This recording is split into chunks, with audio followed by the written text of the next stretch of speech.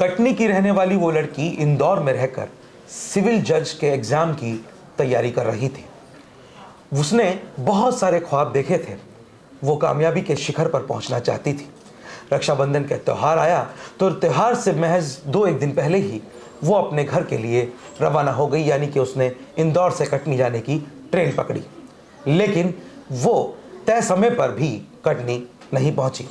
जब घर वालों ने उसकी तलाश की तो ट्रेन में महज उसका बैग मिला।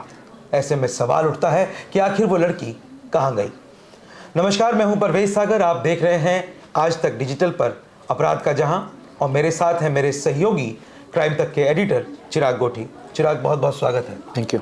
चिराग, हम लोग मर्डर मिस्ट्री करते हैं, किडनैपिंग के केसेस करते हैं, तमाम तरह की घटनाओं से अपने दर्शकों को वाकिफ कराते हैं। घटनाओं के पीछे की जो कहानियां होती हैं वो भी उजागर करते हैं, उन्हें बाहर लाने की कोशिश करते हैं। ऐसा ही ये मामला है मध्य प्रदेश का। एक लड़की जो सिविल जज का एग्ज़ाम देने की तैयारी कर रही थी, बहुत सारे ख्वाब संजोए बैठी थी, इंदौर में रह कर के कोचिंग ले रही थी और त्यौहार पर अपने घर जाने के लिए ट्रेन पकड़ती है। ट्रेन के एसी कोच में सवार होती है और रास्ते में अचानक वो लड़की कहीं गायब हो जाती है। ट्रेन कटनी पहुंचती है लेकिन लड़की वहां नहीं पहुंचती। ट्रेन में मिलता है तो सिर्फ लड़की का बैग। तो आखिर कहाँ है वो लड़की जिसका नाम है अर्चना तिवारी? ये काफ़ी जो मामला है अब सुर्खियों में हो गया है और ये 7 तारीख की बात है, रक्षाबंधन से 2 दिन पहले की। ये इंदौर के एक हॉस्टल में रह रही थी और सिविल जज की तैयारी कर रही थी अर्चना, और कटनी में इसका घर है। तो वहाँ ये जाने के लिए इसने ट्रेन पकड़ी, बिलासपुर नर्मदा एक्सप्रेस, इंदौर बिलासपुर नर्मदा एक्सप्रेस। उसकी सीट नंबर थी, एसी कोच जिसने लिया, BC बर्थ नंबर 3 थी जो रिजर्व था इसके लिए। करीब 11 घंटे की जर्नी है अगर देखा जाए तो इंदौर से कटनी की 600-700 किलोमीटर है, काफ़ी लंबा फासला। तो ये गई और इसकी भोपाल तक बात हुई है, और भोपाल तकरीबन आप मानकर चलिए 200 किलोमीटर दूर है इंदौर से। तो वहाँ जब ये पहुँची है तो अपने एक रिश्तेदार से इसने बात की है, और उस वक्त जो वक्त हो रहा था वो तकरीबन 10:10 रात के, यानी 7 तारीख के। और जब ये नर्मदा बांध के ऊपर से जब ये ट्रेन गुजरी है, जो बताया जा रहा है कि वहाँ पर ट्रेन वहाँ से होकर गुजरती है, वहाँ इसका लास्ट लोकेशन दिखी है। इसके बाद इसकी लोकेशन नहीं मिली है, मोबाइल लोकेशन। हाँ।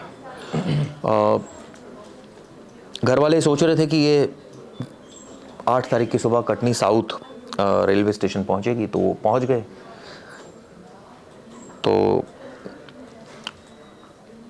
जब नहीं मिली लड़की, देखा उसका बैग पड़ा है उसमें, सीट पर बैग पड़ा हुआ था। फिर इन्फॉर्म किया रेलवे को, रेलवे ने जांच शुरू की तो पता चला कि ये लड़की जो उमरिया स्टेशन पर उसके मामा ने B3 कोच पर पहुंचकर तलाश की थी। मामा आए थे उसके, लेकिन वो नहीं मिली। तो फिर ये पता चला कि रात के 10:00 पर इसने अपनी चाची से बात की थी, और रानी कमलापति स्टेशन तक वो नज़र भी आई थी। लेकिन उसके बाद अभी तक उसका कोई सुराग नहीं है। क्या वो नदी में गिर गई या किसी ने धक्का दे दिया, ये क्या वजह रही, ये भी साफ नहीं है। अभी उसके मोबाइल फ़ोन की भी डिटेलिंग की गई है, उससे भी कुछ ऐसा समझ में नहीं है। ये बताते हैं कि उमरिया में उसके मामा रहते हैं, और उसका एक भाई है अभिषेक शुक्ला जिसका नाम है, और वो उसको राखी बांधने के लिए आ रही थी। अब वहाँ यूथ कांग्रेस के जिला अध्यक्ष दिव्यांशु, उसने अर्चना की सूचना देने वालों को 51,000 रुपये का इनाम देने की घोषणा की है। ये बताते हैं जो कि अर्चना के साथ, अर्चना उसकी बहन की तरह वो ट्रीट करता था और वो कॉलेज के टाइम से उसके साथ थी। अब ये वहाँ जाती है इंदौर में रहने के लिए, वहाँ ये हॉस्टल में रहती है और वहाँ पर सिविल जज की तैयारी कर रही थी।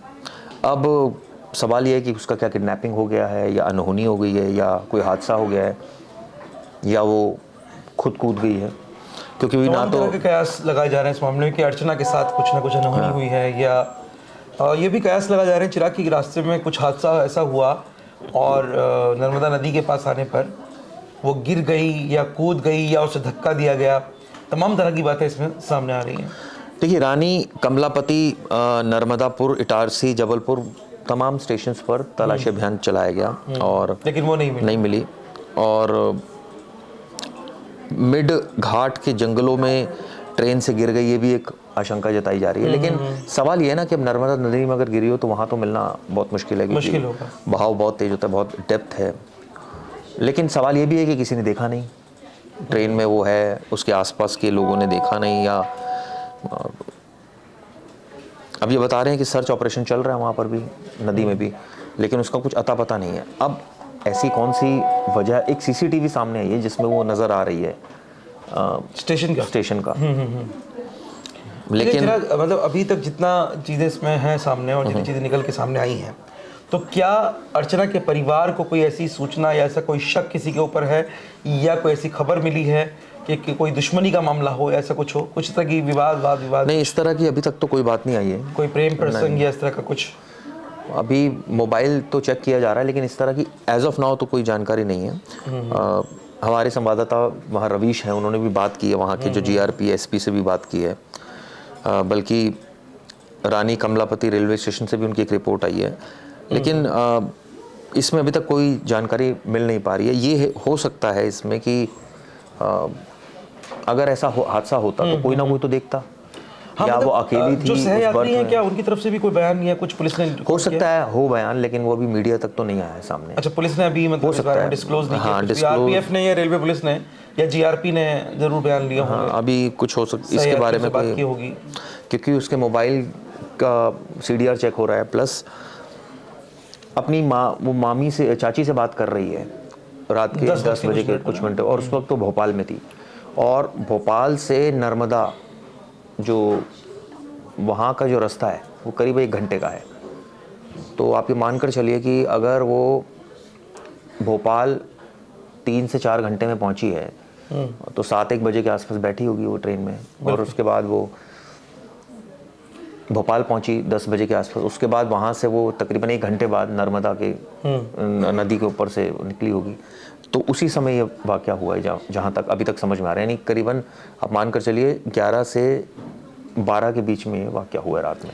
तो चिराग, मतलब क्योंकि सुबह उसको 8 बजे तक पहुँचना था, लेकिन वो नहीं पहुँची, और परिवार वाले वहाँ पहले से इंतजार कर रहे थे, लेकिन वहाँ पर ये नहीं पहुँची, तब उन्होंने तलाश शुरू की और उसके बाद ही शायद पुलिस को सूचना दी गई। तो जो बैग मिला है चिराग, उस बैग में सामान पूरा है या कोई ऐसा चीज़ तो नहीं ये लग रहा हो कि लूटपाट के इरादे से या कुछ सामान निकाल लिया गया हो या मोबाइल ना मिला हो, कुछ इस तरह की जानकारी है? ऐसी जानकारी तो नहीं आ रही अभी। और प्लस जैसे मैंने आपको बताया, नर्मदापुरम डिस्ट्रिक्ट है जहाँ नर्मदा नदी ब्रिज है, ब्रिज के ऊपर से ट्रेन जाती है, तो वहाँ उसके बाद से वो गायब है। तो ये खबर कटनी में और प्लस मध्य प्रदेश में प्लस इंदौर में काफी पूरे मध्य प्रदेश में इस बात का चर्चा हो रहा है। और आपको याद होगा सोनम वाला केस भी इंदौर से था। बिल्कुल राजा रघुवंशी हत्याकांड के बाद अगर अभी किसी केस की सबसे ज्यादा चर्चा हो रही है तो वो चर्चा ये है कि अर्चना तिवारी की जो मिसिंग है ये एक मिस्ट्री बन गई है।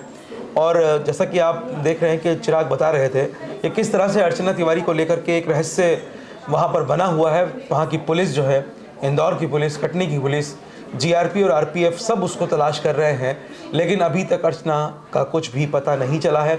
नर्मदा नदी में भी उसकी तलाश की गई है, लेकिन वहाँ भी उसके गिरने या होने के सबूत नहीं हाथ लगे हैं अभी तक।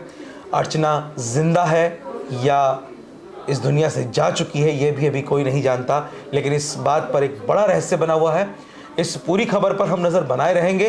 तब तक आप देखते रहिए आज तक डिजिटल और मुझे दीजिए इजाज़त। नमस्कार। जैसे कि मैं सो रहा हूँ तो पिताजी को जगाना है मुझे, तो वो डायरेक्ट उठाने के बजाय, और हिंसा की परंपरा मेरे यहाँ नहीं थी सौभाग्य से, तो वो क्या करते थे कि उस कमरे में आ जाएंगे या बाहर से गुजरेंगे और चौपाई बोलेंगे, प्रात काल उठ के रघुनाथा मात पिता गुरु नावही माता।